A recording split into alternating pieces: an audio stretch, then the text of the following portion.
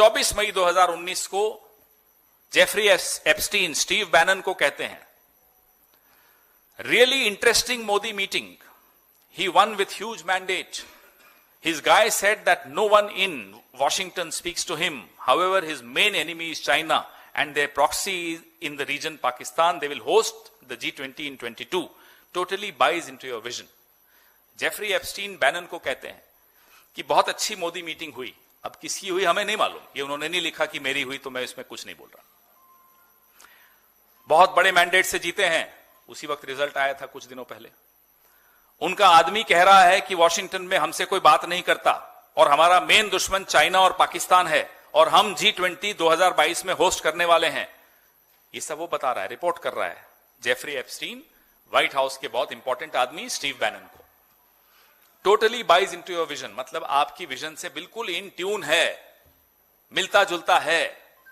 Steve Bannon का जवाब आता है, आई am doing a 1 hour show for India on Modi while here, bringing American Hindu guys with अस।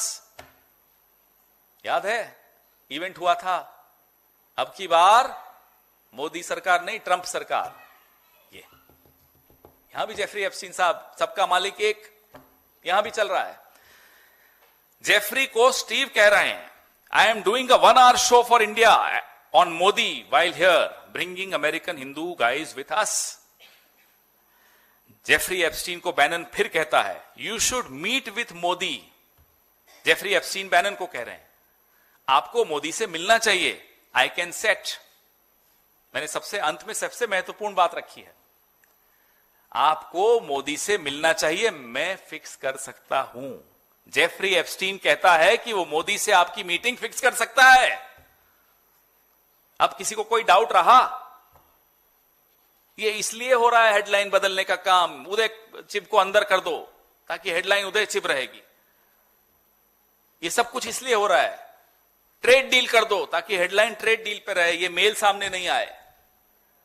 ये देश कितना बड़ा खामियाजा दे रहा है इस मेल को छिपाने के लिए। 500 बिलियन खरीद दो अमेरिका से, क्यों? क्योंकि ये मेल बाहर नहीं आनी चाहिए, एप्स्टीन की फाइल्स बाहर नहीं आनी चाहिए। रूस से तेल खरीदना बंद कर दो, क्यों? एप्स्टीन की मेल्स बाहर आ जाएंगी।